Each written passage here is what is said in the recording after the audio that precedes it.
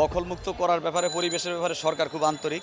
দীর্ঘদিন যাবৎ সরকার কাজ করতেছে। এর আগেও ওই উচ্ছেদ অভিযান হয়েছে, এখন আবার সেই নদী দখলদার উচ্ছেদ অভিযান চলছে।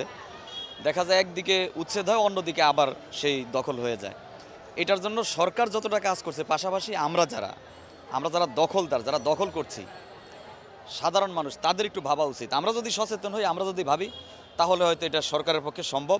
যখন নাকি আইনের প্রক্রিয়ার মাধ্যমে তড়িৎ করে সাজা হবে, তখন দেখবো যে একজনের সাজা হয়েছে, তখন আরেকজন দখলের চিন্তা মাথায় নিবে না। নাইলে চিন্তা করবো আমি 20,000 টাকা তো ঘর উঠাইলাম, মাসিক 20,000 ভাড়া পাইম, বছরে 20,000 ভাড়া পাইম, আবার যখন ভেঙে যাবো তাতে আমার কি আসে যায়।